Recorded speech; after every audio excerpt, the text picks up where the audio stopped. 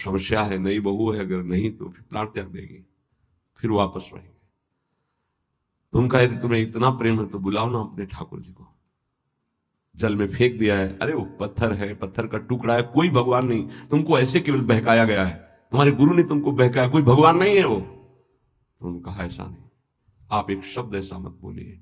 और ऐसे बाह करके जे ही पुकारा तो वही जल से निकल कर ऐसे आए और श्री कृष्ण रूप धारण करके हृदय से लगा लिया।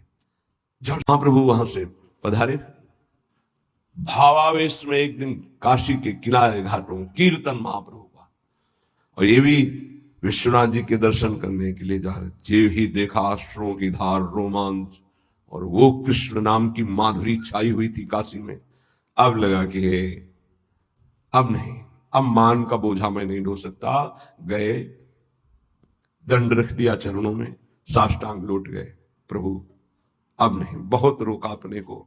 इसमें से प्रियाजू की अंग कांति, ऐसे महाप्रभु चैतन्य देव की अंग कांति, गौर वर्ण देखे तो लुभायमान हो जाए, ऐसे कमल नयन, विशाल नेत्र। जीव ही पधारे तो किसी को कहना नहीं पड़ा कि खड़े हो जाओ। जितने सब थे उनकी रूप माधुरी को देखते ही खड़े हो गए। श्रीपाद फिर भी नहीं, कहा बैठो बैठो, आने दो ना उनको। एक भगवत प्रताप होता है, जैसे रावण की सभा में जब हनुमान जी को बांध के लाया गया तो सब खड़े हो गए आश्चर्यचकित होकर। किसी की हिम्मत नहीं थी कि आसन में बैठा रहे, इतने बड़े महापुरुष राम भक्त पधारे, सब खड़े हो। रावण सबसे बैठ जाओ बैठ जाओ। ब्रह्मावर्त बिठूर में एक आश्रम में उन संत भगवान का हमें नाम स्मरण नहीं, दर्शन करने गए थे, तो गुरु की लंगोटी से गुरु की पादुका छाती में हर समय बांधे रहते। ऐसा श्री सीताराम ओंकारनाथ जी महाराज की भी जो स्वरूप में पाया गया कि वो अपने गुरु की पादुका यहां बांधे हुए थे। नवीन नवीन प्रश्नों के आगे ऐसा, बस उन्होंने इतना ही कहा कि इससे हमारे हृदय में ही रहता है, मेरे गुरुदेव मेरे छाती से लगे। इसे जड़ श्रद्धा कहते हैं। विचार की जरूरत नहीं है। गुरु प्रसादी गुरु वस्तु, इष्ट प्रसादी इष्ट वस्तु, ये जीवन बन जाता है, ये जीवन हो जाता है, उसमें विचार की जरूरत नहीं। बिना ही विचार करी शुभ जानी।